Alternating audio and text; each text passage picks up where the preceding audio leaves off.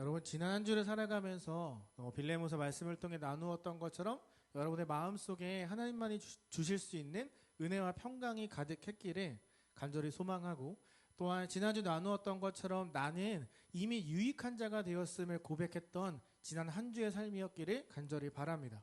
그리고 이제 오늘은 빌레모서의 마지막에 대해서 함께 나눌 거예요. 이 말씀을 통해서 오늘 설교 제목처럼 여러분 안에 있던 그 기쁨을 다시 한번 발견할 수 있는, 그래서 이번 한 주 살아갈 때 우리의 마음을 흔드는 일들이 또 있겠지만 그럼에도 내 안에 있던 그 기쁨을 발견하고 감사를 고백할 수 있는 우리 모두가 되었으면 좋겠습니다. 지금 성경학교 끝나고 다들 좀 많이 눈이 풀려 있는데 여러분 최대한 빨리 해볼게요. 알겠죠? 집중 잘해서 말씀 딱 나누고 함께 기도하는 시간을 가지면 좋겠어요. 자, 이제 여러분 바울이 빌레몬에게 여러 차례 강조하고 있는 부분이 있는데 어떤 거냐면, 자 빌레몬아, 나는 너한테 어떤 강요도 하지 않을 거야. 너가 어떤 선택을 해도 나는 괜찮아. 어떤 부담도 주고 싶지 않아 라고 계속 반복해서 말하고 있어요. 근데 여러분에게 제가 만약에 목사님 제가 이번 주 교회에 못 갈 것 같아요 라고 딱 문자가 왔을 때, 아 그래 난 너가 교회 왔으면 좋겠는데 그래도 뭐 네 선택 존중할게 하고 5분 있다가, 아 근데 진짜 이번 주에 뭐다? 아 그래 괜찮아 그래도 가. 한 또 10분 있다가, 아, 근데 진짜 안 오는 거지? 다음날 진짜 못 봐? 이렇게 연락한다면 여러분 어떨 것 같아요? 뭐 가라는 거요 가지 말라는 거요 막 이런 마음을 갖겠죠. 빌레몬에게 바울이 계속 반복해서 이야기한단 말이에요. 그래서 우리가 자칫 잘못하면 뭐 결국 답은 정해져 있는데 부담 안 준다고 강요하지 않을 거야 말만 하는 거 아니야? 라고 우리가 생각할 수 있어요. 근데 바울은 절대 그런 의미로 쓴 게 아니었어요. 만약에 정말 강요하고 싶었으면 처음부터 네가 오네시모를 용서하길 바래 라고 시작했을 거예요. 그가 계속해서 이 말을 반복하는 건 부담을 주기 위한 게 아니라, 만약에 오네시모가 바울한테 미안한 마음으로 억지로 용서를 하게 될까봐, 그래서 해결되지 않은 그 감정이 남아서 오네시모를 볼 때마다 마음이 힘들고 바울을 생각할 때마다 빌레몬의 마음이 너무너무 어려울까봐 그 모든 것들 가운데서 자유롭게 해주기 위해서 네가 진짜 어떤 선택을 해도 나는 괜찮아. 그러니까 너의 마음에 감동이 오는 대로 선택하기를 바래 라는 마음으로 쭉 이야기를 하는 거예요. 빌레몬이 오네시모를 용서해야 되는 그 감정 앞에서 나 때문에 라는, 바울 때문에 라는 어떤 감정도 들어가지 않기를 바랬던 거죠. 여러분 18절에 볼까요? 만일 오네시모가 내게 불의를 하였거나 빚진 것이 있으면 그것을 내 앞으로 계산하라 라고 말하죠. 비록 오네시모가 열심히 일을 하진 않았지만 그가 감당하던 일들이 있어요. 1인분은 아니더라도 뭐 0.2인분, 3인분의 일은 했겠죠. 만약에 그가 빠지면 그가 하던 일을 또 누군가가 더 많이 해야만 하겠죠. 그만큼 빌레몬에겐 노동력도 수입도 문제가 생긴 거예요. 제가 예전에 카페 알바를 할 때 매니저 친구가 있었어요. 이제 그 친구는 고등학교를 막 졸업하고 이제 막 취업을 했던 친구였는데 그 카페 점장님이 이 친구를 굉장히 무시했어요. 이 친구가 인문계가 아니라 실업계 고등학교를 나오기도 했지만 정말 그 레시피가 너무 많았거든요. 근데 이틀 됐는데 못 외웠다고 머리를 이렇게 툭툭 치는 거예요. 이 돌대가리야 막 이러면서. 그래서 얘가 참았어요. 한 3개월을 참았어요. 그러다가 저한테 오빠 제가 다음 주 월요일에 그날이에요 이렇게 얘기를 하는 거죠. 그래서 속으로 휴가를 가나 보다 했는데 그날이 어떤 날이었는지 혹시 아세요? 그만두는 날이었어요. 제가 이제 출근해서 막 하고 있는데 그 매니저가 문을 열고 딱 들어왔어요. 점장님이 보자마자 야 임마 막 소리 지르면서 너 왜 늦게 왔어? 막 이렇게 소리를 질렀어요. 그랬더니 이 매니저가 뭘 했냐면 그 유니폼이 있을 거 아니에요. 그거를 집어 던지면서 나 일 안 해! 이러면서 도망쳤어요. 근데 얘가 얼마나 착한지 던졌는데 저한테 날라오는데 너무 좋은 향기가 나는 거예요. 얘가 이걸 빨아서 말려서 갖고 온 거죠. 집어 던지는데 나 아직도 기억이 나요. 그게 나한테 날라오는데 향이 너무 좋다. 이게 어디 갔지? 약간 이랬거든요. 그리고 도망을 갔어요. 여러분 그때 여름이었거든요. 거기는 카페베네였어요. 빙수가 너무 많아요. 얘가 없으니까 저 혼자 다 해야 되는데 넌 빙수 만드는 기계인 줄 알았어요. 진짜 7시간 동안 빙수만 계속 만드는데 속으로 얘가 도망간 건 이해가 되지만 나 없을 때, 나 아닐 때 그 도망가지 왜 하필 오늘이었을까 이런 생각했거든요. 한 명이 도망가면 2인분이 아니라 그 이상의 일을 남은 사람이 감당을 해야 되는 거죠. 오네시모가 도망갔어요. 남은 사람들이 똑같이 일을 더 많이 해야 되는 상황이 온 거죠. 노동력이 비어버리면 갑작스럽게 사라지면 해야 될 일이 많아지는 거죠. 그리고 그가 벌어오던 수입도 없어지는 거죠. 오네시모가 도망을 가면서 그냥 가지 않았잖아요. 돈을 들고 갔잖아요. 지금 오네시모가 있던 곳에서 로마까지는 한 1500km가 떨어져 있어요. 그 당시 뭐 비행기가 있었던 것도 아니고 자동차가 있었던 것도 KTX도 있었던 것도 아니니까 1500km를 가려면 돈이 굉장히 많이 필요한 거예요. 뭐 말을 사든지 마차를 타든지 아니면 가다가 쉬어야 되잖아요. 그러니까 어마어마한 돈을 들고 튄 거죠. 도망가서 노동력도 문제가 생겼는데 돈까지 가져가니까 이제 빌레몬이 엄청난 피해를 본 거예요. 지금은 뭐 하고 있죠? 빈털터리가 돼서 감옥에 들어가 있잖아요. 오네시모가 그 모든 돈을 갚을 수 있는 능력이 없는 거예요. 그래서 바울이 내가 대신 갚아줄게 라고 말하는 거죠. 근데 여러분 지금 바울이 어디에 있죠? 바울이 일하고 있나요? 그가 뭐 백만장자인가요? 아니죠. 그도 감옥에 있어요. 돈 없어요. 그도 갚을 수 있는 능력이 없다는 거예요. 그럼에도 불구하고 바울이 그가 잘못한 모든 것들을 내 앞에 달아주기를 바래 라고 말하고 있는 거죠. 이건 어떠한 패기도 어떠한 객기도 어떠한 뭐 잘난 척도 절대 아니에요. 내가 그만큼 오네시모를 아끼고 있다. 그가 예수 그리스도 안에서 변화되었음을 내가 이렇게까지 보증한다. 만약 그가 너 앞에 갔는데 똑같이 그런 행동을 한다면 그 모든 잘못은 내가 대신 받을게. 내가 너에게 가서 일을 하던 내가 너가 하라는 대로 뭐든 다 할 테니까 오네시모가 변했다는 것 그것에만 집중해 주기를 바래 라고 말하고 있는 거죠. 여러분 이렇게 바울이 할 수 있었던 건 진짜로 사랑하는 마음도 있었겠지만 그가 예수 그리스도 안에서 변화되었다라는 정말 믿음의 확신이 있었기 때문이에요.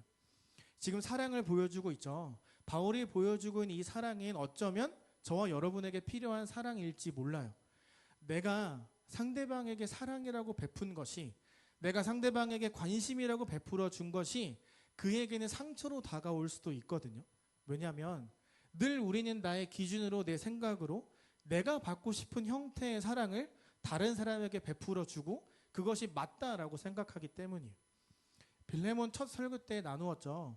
누군가를 품어주고 사랑하고 섬겨주는 데 있어서 내가 을이 되거나 죄인이 되어서는 안 된다. 내가 먼저 바로 서야 내가 그리스도의 정체성을 유지할 수 있어야 상대방을 품어줄 수 있고 상대방을 사랑해줄 수 있고 상대방에게 더 다가갈 수 있다라고 이야기를 나누었어요. 여러분 그래서 사랑이 어려운 거예요. 내가 주는 사랑인데 상대방은 그걸 오해하고 상처로 받아들일 수 있기 때문이죠. 그래서 우리는 그걸 잘 모르고 내 식으로 내 관점으로 뭔가를 베풀려고 하는 거예요. 여러분 사랑은 누군가 한쪽이 을이 되거나 죄인이 되는 것이 아니에요. 함께 같은 마음을 갖고 나누어 줄 때 그게 진짜 사랑이 되는 거죠. 근데 여러분 우리가 예수님께 받고 있는 사랑은 좀 달라요. 이상해요. 이건 한쪽으로 기울어진 사랑이에요. 우리는 그분이 나를 사랑하는 것만큼 우리는 그분을 사랑하지 않아요. 그분이 우리를 위해 죽으셨는데 우리는 그것까지 할 용기가 마음이 없어요. 왜냐하면 우리 삶에 예수 그리스도 말고 눈에 들어오는 것들이 훨씬 더 많기 때문이에요. 그래서 이 예수님이 우리를 향한 사랑, 우리가 예수님을 향한 사랑은 약간 한쪽이 찌그러진 균형이 맞지 않는 사랑의 모습이에요. 근데 여러분 예수님께서 여러분에게 쩔쩔 매면서 한 번만 기도해줘라, 한 번만 말씀 읽어줘라, 한 번만 나를 생각해줘라 라고 여러분에게 매달린 적 있나요? 여러분의 과한 요구를 다 빠짐없이 들어주신 적 있나요? 없죠. 그분은 우리를 사랑하지만 우리에게 을이 되거나 죄인이 되거나 우리에게 약자가 되어서 찾아오지 않으셨어요. 그냥 변함없는 똑같은 사랑을 주시는 거예요. 우리가 어떤 생각을 하든 어떤 모습을 갖고 살아가든 전혀 상관하지 않고 동일한 사랑을 계속 베풀어 주시는 거죠. 오히려 우리가 그 사랑을 이용해서 내 마음대로 살아갈 때가 더 많아요. 뭐 기도하면 되지. 회개 기도하면 되지. 이 정도 용서해 주시겠지. 이 정도까지는 라고 하면서 내가 그 삐뚤어진 사랑을 더 잘못되게 만드는 경우가 많다는 거죠. 여러분 예수님께서 우리의 태도와 상관없이 동일한 사랑을 베풀어 주실 수 있는 이유는 첫 번째 설교 때 나누었던 것 때문이에요. 그분은 우리와 상관없이 그분의 정체성을 유지하면서 계속 갖고 있는 평강을 유지하면서 우리에게 다가올 수 있는 분이기 때문이에요. 우리가 정말로 누군가를 사랑하고 섬겨주고 세워주기를 원한다라면 우리부터 정체성을 잃지 않아야 돼요. 우리부터 그리스도인이라는 건 내 안에 주시는 평강이 늘 나와 함께 한다는 건 그래서 내가 누구를 섬길 수 있다라는 확신이 있을 때 우리는 흔들리지 않고 누군가를 품어줄 수 있는 거예요. 예수님은 흔들리지 않는 거예요. 왜? 그분 자체가 그리스도니까. 우리를 위해 이 땅에 오신 분이기 때문이죠. 정체성을 유지하며 우리가 평강을 가져야 누군가를 사랑하고 섬겨줄 수 있는 거예요. 바울이 그랬던 것처럼 지금 바울은 빌레몬에게 이렇게 말하고 있는 거예요. 내가 빌레몬 너를 사랑하는 것처럼 예수 그리스도가 빌레몬 너를 사랑하는 것처럼 너가 그 교회에 있는 모든 사람들을 사랑하는 것처럼 오네시모가 너의 속을 썩히고 말 안 듣고 막 자꾸 문제를 일으킬 때도 너는 그를 품어주지 않았느냐. 그러니까 한 번만 더 그에게 그 사랑을 보여주기를 바란다 라고 요청하고 있는 거예요. 왜냐하면 어그러진 관계, 그것이 다시 시작되기 위해선 사랑이 필요하다는 걸 바울이 알았기 때문이에요. 여러분 19절을 볼까요? 19절을 보면 바울이 나 바울이 친필로 쓰나니 라고 말해요. 여러분 바울이 친필로 뭔가를 쓴다는 건 굉장히 큰 의미가 있어요. 바울이 바울 서신을 쓸 때 그가 썼다라기보다 불러주는 걸 받아 적는 대필자가 있었어요. 로마서도 더디오라는 사람이 적어줬거든요. 그런데 그가 지금 친필로 글을 쓰고 있는 거예요. 빛도 들어오지 않는 감옥에서 시력도 나쁜 그가 한자 한자 글을 쓰고 있는 거예요. 왜냐하면 친필로 편지를 쓸 만큼 오네시모를 용서하고 받아들이는 게 중요하기 때문이에요. 18절에 내가 갚을 테니 그 앞으로 계산하라. 19절 친필로 내가 글을 쓴다. 이건 이 법적인 구속력이 나에게 있다. 그가 갚지 않으면 내가 무조건 갚을 테니까 내가 친필로 쓰고 있으니 꼭 믿어주기를 바란다. 나를 믿는 게 아니라 오네시모가 예수 그리스도 안에서 변화되었음을 믿어주기를 바란다. 내가 보증한다 라고 말하고 있는 거죠. 그러면서 이런 이야기를 해요. 19절 뒤에 너가 이외에 나에게 빚진 것은 내가 더 이상 말하지 않을게. 이거 자칫 잘못하면 굉장히 오해할 수 있는 부분이에요. 본인이 다 갚겠다 해놓고 근데 너 나한테 빚진 거 있잖아. 나 너한테 말 안 할 거야. 이거 굉장히 좀 치사해 보이잖아요. 자, 용서해줘. 그리고 나 너한테 더 이상 요구하지 않을게. 너 나한테 빚진 거 있지? 생각하지 마. 이건 좀 어떻게 보면 뭐 어쩌라는 거예요. 답은 내려놓고 뭐 용서하라는 거잖아. 강요하는 거잖아 라고 받아들일 수 있는데 내가 다 갚을게 하고 그냥 끝났으면 굉장히 멋있는데 내가 다 갚을게. 너 나한테 빚진 거 알지? 근데 나 그거 얘기 안 할 거야. 이렇게 말하는 거 좀 치사해 보이고 좀 구질구질해 보이잖아요. 굉장히 찝찝하잖아요. 여러분 빌레몬이 바울에게 진 빚이 뭘까요? 뭐길래 내가 더 이상 생각하지 않을게 라고 말하고 있을 거야. 이건 어떤 금전적인 빚이 아니에요. 바울은 빌레몬보다 못 살았어요. 자급자족하려고 텐트도 쳤고 일을 하면서 생활비를 벌었던 사람이에요. 빌레몬은 바울이 오네시모가 훔쳤던 돈을 갚던 갚지 않던 여전히 부자예요. 돈이 필요하지 않아요. 지금 빌레몬이 바울에게 진 빚은 딱 하나, 사랑의 빚, 복음의 빚이라는 거예요. 예수님을 알았던 몰랐던 바울을 만나고 그의 믿음이 성장했던 건 사실이에요. 옆에서 예수님에 대해서 알려주고 훈련을 하면서 그의 믿음이 성장하도록 해주었던 것, 예수님을 닮아가는 삶을 살아가도록 도와주었던 것, 그 사랑의 빚을 지금 바울이 말하고 있는 거예요. 이 사랑의 빚은 그 어떤 것과도 비교할 수 없죠. 쉽게 갚을 수 없는 빚이에요. 제가 얼마 전에 초, 중, 고등학교 때 함께 신앙생활을 했던 선후배들을 서울에서 만났어요.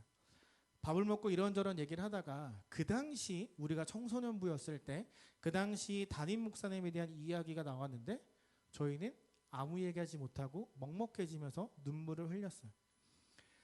철없던 시절 선교사가 되겠다라고 막 천방지축 살아가던 저, 그리고 각자 아픔과 상처들을 갖고 또 삐딱하게 또 막 일진처럼 살아가던 그들에게 예수님을 전해주고 인격적으로 하나님을 만나도록 해주셨던 담임 목사님에 대한 이야기를 하면서 저희가 울었던 거죠.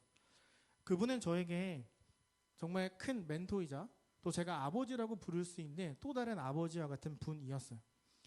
제가 신대원만 졸업하면 목사 안수만 받으면 선교사로 파송시켜주겠다라고 말씀하실 정도로 굉장히 가까웠던 분이었어요. 제가 군대에 있을 때 그분이 아프시다는 연락을 받았어요. 휴가를 받고 그분이 계신 병원에 갔는데 제가 알던 목사님이 아니었어요. 암 때문에 수술도 여러 번 하셨고 항암 치료를 하면서 굉장히 야위셨어요. 그리고 군 제대 후에도 여러 차례 찾아뵀는데 많이 좋아지셨어요. 다행이다 생각하고 이제 학교에서 근로장학생 일을 막 하고 있는데 한 통의 전화가 왔어요. 하나님께서 목사님을 데려가셨다. 세상이 무너지는 것 같았어요. 왜냐하면 저는 그분에게 받았던 사랑의 빛을 갚지 못한 상태였거든요. 그분이 전해주시는 그 말씀들을 통해 저는 예수님을 알았고 그분이 저에게 베풀어 주신 사랑을 통해 이게 예수님의 사랑이구나 라는 것을 깨달았고 하나님과 함께 사는 삶이 이런 거구나 라는 걸 많이 배웠는데 제가 목사가 돼서 그 사랑을 함께 나누고 똑같이 베풀면서 살아가는 모습을 통해 사랑의 빛을 갖고 싶었는데 아무것도 하지 못한 상태에서 목사님을 보내야만 했거든요. 밥을 먹다가 그 목사님에 대한 이야기가 나오고 다 젓가락이랑 내려놓고 굉장히 울컥하면서 말을 하지 못했어요. 모두가 다 그 목사님이 보고 싶다라는 이야기를 했어요. 그때 만났던 제 선후배들은 지금 믿음이 아주 형편없어요. 어차피 제 설교 안 들을 거니까 제가 말할 수 있는데 정말 개판의 인생을 살아가요. 저 목사잖아요. 자, 목사님 기도해 주세요라고 해놓고 술을 시키더라고요. 애들이 제정신이 아니에요. 막 다 사회생활 하면서 다 막 그냥 예수님 다 교회를 안 나가요. 근데 그 애들이 그 자리에서 목사님에 대한 이야기를 하면서 눈물을 흘리는데 저는 봤어요. 아, 목사님께서 베푸셨던 사랑의 빛이 여전히 남아있고 이 친구들이 다시 교회를 나가고 싶어 하는구나.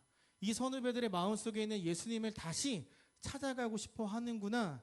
그 복음의 빛이 여전히 우리에게 남아있구나 라는 걸 보게 되었어요.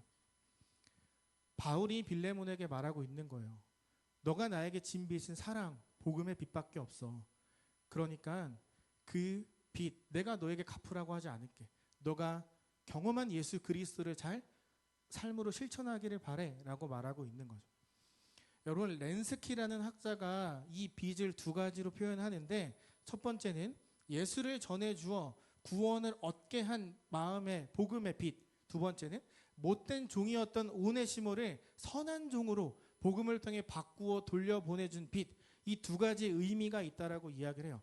그 빛이 정확하게 무엇이었는지는 잘 모르지만 우리가 알 수 있는 건 빌레몬이 바울을 향해 사랑, 복음, 예수 그리스도의 빛을 갖고 있었다는 걸 우리는 유추할 수 있는 거예요. 20절 볼까요? 내 마음이 평안하게 하라. 이건 자, 알아서 잘해. 잘 선택해 라고 말하는 게 아니에요. 너가 나에게 빚진 거 묻지 않을게. 내 마음만 평안하게 만들어줘. 협박하는 것 같지만 절대 그런 의도가 아니에요. 빌레몬도 바울이 말하는 의미를 알고 있었어요. 내 마음이 평안하게 하라. 이거는 주님 안에서 그대의 호의를 내가 바라고 기다립니다. 그대가 무슨 선택을 하든 나는 존중합니다. 그대의 선택은 나에게 평안을 줄 것입니다. 지금 빌레몬이 어떤 선택도 하지 않았잖아요. 그러니까 바울이 지금 평안하긴 하지만 빌레몬의 그 대답을 기다리고 있는 거죠. 너가 대답해주면 그것이 무엇이든지 간에 나는 평안함을 누릴 수 있으니 자, 선택해서 나에게 알려주기를 바랍니다 라고 이야기하는 거예요. 20절 하반절에 보면 내 마음이라는 말이 나와요. 이건 여러분 7절과 연결되어 있어요. 성도들의 마음이 너로 말미암아 그것과 같은 의미예요. 골로새 교회 성도들이 상하고 공허한 그들의 심장이 빌레몬 너로 인해 위로받고 있는 것처럼 그 위로의 은혜가 지금 나에게도 있기를 바란다 라고 요청하고 있는 거예요. 나도 너의 앞에 서 있는 죄인 오네시모도 너의 선택이 어떠하든지 간에 그 모든 선택이 우리를 위로하고 우리에게 힘을 줄 것이다 라고 다시 말하고 있는 거죠. 18절에서 20절 바울이 전달하고 싶었던 내용은 나에게 진 빚을 갚으려고 도의적인 책임을 지려고 용서를 선택하지 마라. 난 너가 어떤 선택을 하든 존중할 거야. 그 선택이 너를 좀 더 예수님 앞으로 다가가도록 만들어 줄 거니까 나는 전혀 상관하지 않을 거야. 단지 내가 원하는 건 너가 나 때문에 후회가 남는 선택을 하지 않기를 바래. 그 마음을 담고 있다라는 거죠. 바울이 왜 이렇게까지 할까요? 그냥 도둑놈 감옥에서 만났을 뿐이잖아요. 근데 왜 오네시모를 위해서 이렇게 많은 시간과 에너지를 쏟고 있을까요?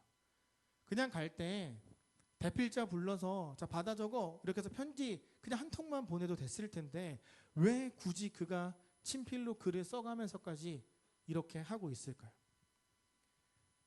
바울은 하나님께 받은 그 구원의 은혜를 베푸는 삶을 선택했기 때문이에요.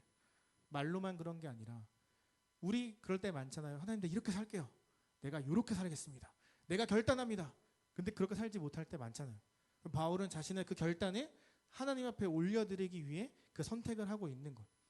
말이 아니라 정말로 은혜를 베풀기 위한 삶을 살려고 결정했고 살아내려고 마음 먹었다는 거죠. 여기에 있는 모든 청년들 다 예수 그리스도로 인해 구원을 받았을 거라고 저는 믿어요. 여러분에게 구원은 어떤 의미가 있습니까? 구원이란 단어가 들릴 때 여러분 어떤 감정을 느끼세요? 그 구원이 여러분에게 어떤 무게로 다가오세요? 바울이 나에게 모든 빚을 달아두라 라고 이야기한 건 사실 저와 여러분이 경험한 이야기예요. 바울이 오네시모를 위해 기꺼이 내가 모든 걸 줄 준비가 되어 있다 라고 말을 하잖아요. 이 단어, 이 표현이 어디에서 쓰였냐면 예수 그리스도가 우리를 위해 기꺼이 자신의 목숨을 내 던지셨을 때 표현되었어요. 우리가 흔히 예수님께서 대속물이 되셨다라고 표현을 하죠. 여러분 이거는 그냥 달려 죽으셨다가 아니에요. 오네시모의 모든 빚을 바울이 갚아주려고 했던 것처럼 우리의 모든 죄를 그분 앞에 우리가 달아두고 그 위에 못을 박은 거예요. 그분은 양위석이 지은 모든 죄를 여러분들이 지은 모든 죄를 달아두신 거예요. 자신의 대적자 마귀에게 이렇게 이야기를 한 거예요. 양위석이 지은 모든 죄를 십자가에 달아라. 내가 대신 죽겠다. 내가 내 목숨으로 계산하겠다. 갚겠다. 그래서 저와 여러분이 새로운 생명을 얻고 죄인에서 하나님의 자녀라 불릴 수 있는 놀라운 정체성이 부여된 거예요. 빌레몬도 알고 있었어요. 편지를 쭉 읽어 내려가면서 예수님이 내 죄 때문에 돌아가셨던 것처럼 이제는 내가 오네시모의 죄를 용서해야 될 때가 됐구나. 내가 먼저 경험한 그 구원의 은혜를 베풀 타이밍이 나에게 왔구나 라는 걸 받아들였다라는 거죠. 여러분 바울이 빌레몬이 어떤 말을 하던지 간에 그가 좋은 올바른 선택을 할 것을 알고 있었어요. 거기 성경을 보면 순종이라는 단어가 나오는데 이거는 헬라어로 휘파코에라 라는 뜻인데 기꺼이 할 준비가 되어 있음. 어떤 것 모든 걸 다 배제하고 내가 자발적으로 할 준비가 되어 있음. 다른 말로 하나님의 뜻에 순종할 믿음이 나에게 있음이라는 단어예요. 이 단어는 어디에 쓰였냐면 그리스도께서 예수님께서 하나님 앞에 기도하시잖아요. 땀방울이 핏방울이 되도록 이 잔을 내게 옮겨달라고. 그러다가 마지막에 이렇게 말씀하시죠. 그러나 하나님의 뜻대로 하옵소서. 거기에 사용되었던 단어가 휘파코에라 순종이라는 단어예요. 다른 순종이라는 단어가 굉장히 많은데 바울이 이 단어를 편지에 딱 박아둔 거예요. 빌레몬이 쭉 읽어 내려오다가 이 단어를 보고 순간 내가 먼저 경험했던 그 예수 그리스도의 죄 용서의 은혜를 베풀어야 된다라고 마음을 먹게 만들었다는 거죠. 깨달은 거예요. 이 단어가 예수님이 사용하신 단어라면 내가 예수님을 정말로 사랑한다면 나도 이 단어대로 순종해야 한다라는 마음을 갖게 되었다라는 거죠. 사실 바울은 과한 부탁이라는 거 알고 있었어요. 하지만 그럼에도 빌레몬 모든 것을 다 내려놓고 예수님의 마음으로 판단할 것이라는 그 기대와 믿음이 있었다라는 거예요. 여러분 3절 한번 볼까요? 3절 하나님 우리 아버지와 주 예수 그리스도로부터 은혜와 평강이 너희에게 있을지어다. 맨 아래 23절 우리 주 예수 그리스도의 은혜가 너희 심령과 함께 있을지어다. 편지의 시작과 끝이 은혜예요. 우리의 삶과 시작과 끝도 예수 그리스도의 은혜라는 걸 말하고 있는 거예요. 여러분 은혜를 간구하죠. 은혜를 달라고 기도하죠. 여러분 은혜라는 단어를 보면 어떤 의미가 어떤 느낌이 여러분에게 찾아오나요? 그 예수 그리스도의 은혜가 여러분의 삶에서 어떤 형태로 나타나고 있어요? 그 은혜가 여러분의 삶 어느 부분에 위치하고 있어요? 가장 상단에 있어요? 아니면 하단에 있어요? 은혜 없어도 돼. 은혜 있으면 좋지. 여러분에게 은혜는 어떤 의미로 다가오고 있어요? 여러분, 은혜가 있기 때문에 우리가 구원을 받은 거죠. 사실 우리가 십자가에 달려야 되는 거잖아요. 근데 우리의 모든 죄가 먼저 달렸고 예수님이 목숨으로 그 값을 치러내신 거죠. 그래서 우리가 비가 오는 이런 안 좋은 날씨 속에서도 여기에 모여서 함께 예배를 드릴 수 있다는 거예요. 여러분에게 은혜는 무슨 의미가 있습니까? 빌레몬서 3절 그리고 마지막에 있었던 이 말씀처럼 주 예수 그리스도의 은혜가 여러분 한 사람 한 사람 마음속에 늘 존재하고 있었다는 걸 여러분 정말 믿고 확신합니까? 이걸 정말 믿지 못하면 아니 은혜라는 게 있었어. 내가 경험을 했지. 그래 6월 말에 수련회 때 있었던 것 같아 라고 머리로만 믿고 넘어간다면 저와 여러분의 삶은 바뀌지 않을 거예요. 은혜를 은혜로 여기지 못하고 은혜의 의미를 묵상하지 않고 살아간다면 우리는 이미 주어졌던 은혜로 인해 내 안에 있었던 기쁨의 기억자도 발견하지 못하고 늘 힘듦 가운데 살아갈 수밖에 없을 거예요. 빌레몬서는 우리에게 이야기하고 있는 빌레몬서의 이야기는 처음과 끝이 은혜, 오직 예수 그리스도라는 걸 말하고 있는 거예요.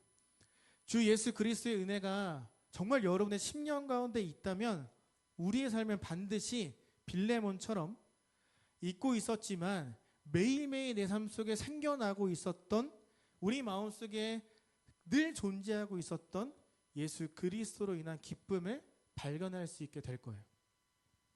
여러분 바라건대 저는 여러분이 심령에 있는 그 은혜가 은혜로 여겨지는 삶이 되어지기를 정말 간절히 바라면서 매일 기도하고 있어요.